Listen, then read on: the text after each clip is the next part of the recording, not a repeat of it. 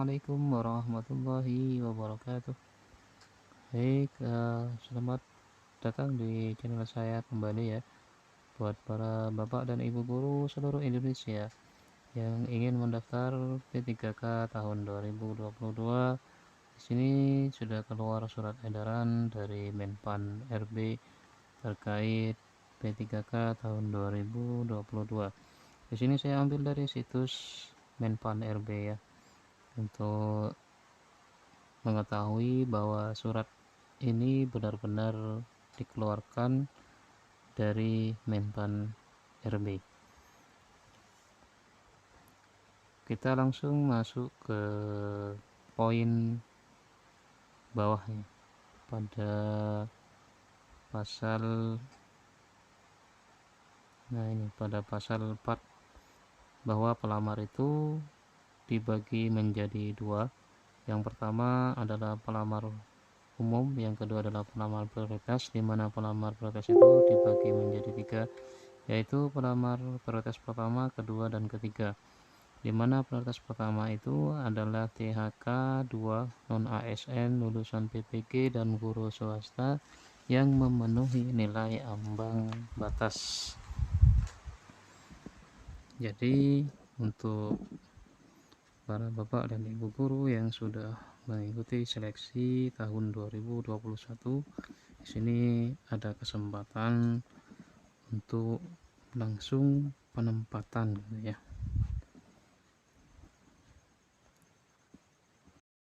Kemudian pada pelamar prioritas kedua, sebagaimana dimaksud pada ayat 1 huruf B, merupakan tenaga honorer kategori 2. Jadi kalau dia adalah lanjutan dari guru non ASN pada sekolah negeri.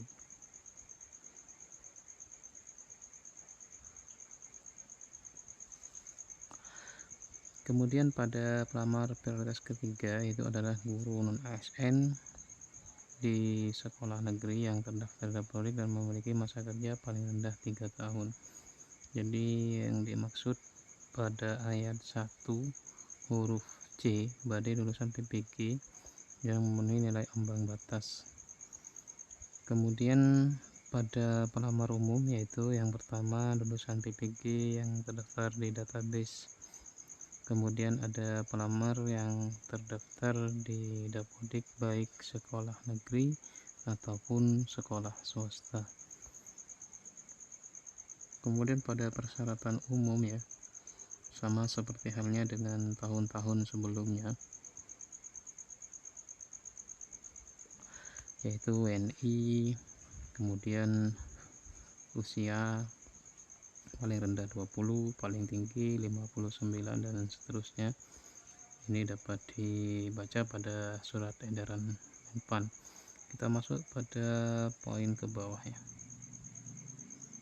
pada poin seleksi ya, seleksi.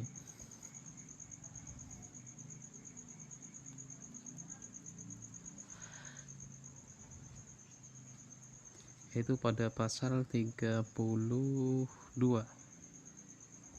Kita masuk pada pasal 32 ya. Yang pertama, seleksi kompetensi bagi pelamar prioritas pertama menggunakan hasil seleksi tahun 2021, dimana kemarin 2021 kita sudah melakukan, bapak dan ibu guru sudah melakukan seleksi tahap 1 dan tahap 2.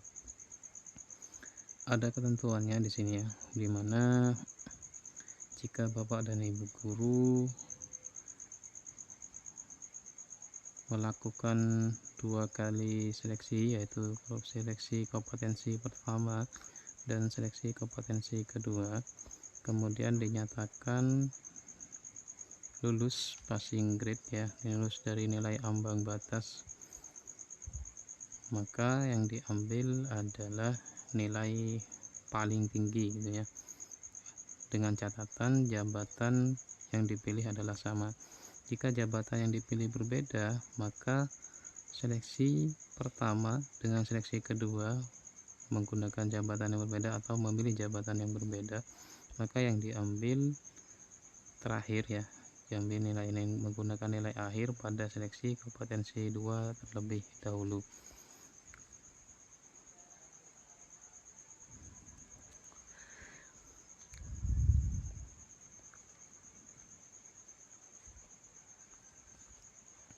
Kemudian pada seleksi kompetensi bagi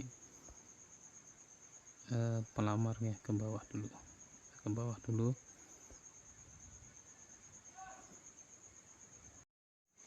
Kemudian kita masuk pada seleksi pelamar umum, yaitu pada pasal 34 ya, dimana seleksi pelamar umum itu tetap dilakukan dengan sistem CAT UNBK. Kemudian pelamar umum itu boleh memilih sekolah di seluruh wilayah Indonesia yang belum terpenuhi oleh pelamar prioritas.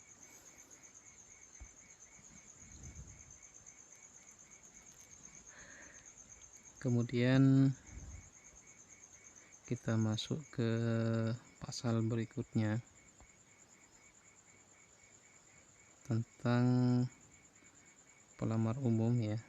Jika memperoleh nilai ambang batas kemudian mempunyai peringkat terbaik, maka dinyatakan memenuhi persyaratan untuk menempati sekolah yang dituju. Kemudian kompetensi tetap ada 3, yaitu teknis, manajerial, dan sosio-kultural, dan wawancara. Yang biasanya dikhawatirkan adalah di kompetensi teknis. Di sini banyak bapak dan ibu guru mungkin tidak sampai ke nilai ambang batas itu ya, karena nilai ambang batas itu kemarin pada tahun 2021 ada P1, P2, dan P3. Kita lanjut ke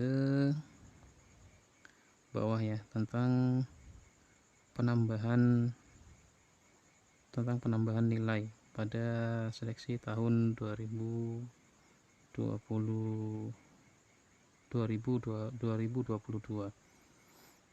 Kita masuk ke bawah ya.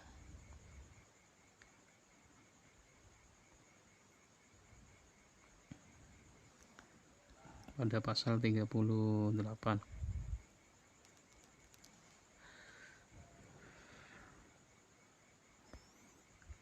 Nah, di sini pada pelamar umum ya, yang memiliki sertifikat pendidik ya, atau sudah memiliki sertifikat pendidik, maka nilai kompetensi teknisnya mendapatkan tambahan nilai 100%. Jadi sama halnya dengan tahun kemarin. Kemudian pada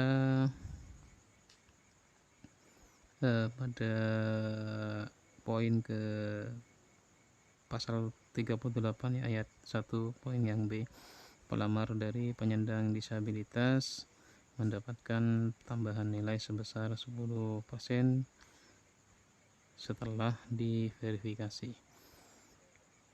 Lanjut ke pasal sebelumnya, yaitu pasal 37 ya. Yang pertama itu bahwa kebutuhan P3K ya pada guru, jabatan fungsional guru ya. Yang pertama itu ada urutannya masing-masing, yaitu yang pertama yang diambil adalah THK2 yang memenuhi NAB atau nilai ambang batas pada seleksi tahun kemarin. Kemudian pada urutan kedua yaitu yang diambil adalah guru non ASN yang memenuhi nilai ambang batas pada seleksi tahun kemarin juga, kemudian lulusan PBG, kemudian baru guru swasta. Setelah itu baru ketika urutan itu sudah terpenuhi, baru masuklah pelamar prioritas kedua. Jika pelamar prioritas kedua sudah terpenuhi, maka baru masuk ke pelamar prioritas ketiga, yaitu guru non ASN di sekolah negeri yang terdaftar pada Dapodik dengan masa kerja paling rendahnya adalah 3 tahun.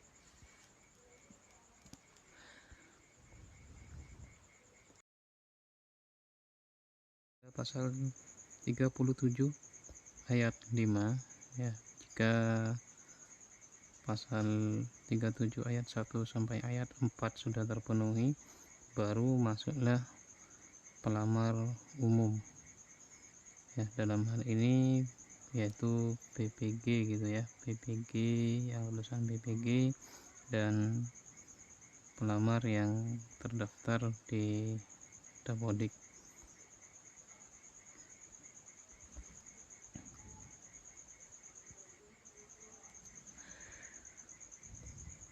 Jadi itu saja poin-poin penting ya menurut saya untuk kali ini. Mungkin ini adalah poin-poin penting, sisanya mungkin bisa Bapak dan Ibu pelajari dan dijadikan bahan acuan. Baik, terima kasih, semoga video ini bermanfaat dan semoga Bapak dan Ibu guru bisa diterima P3K pada tahun 2022.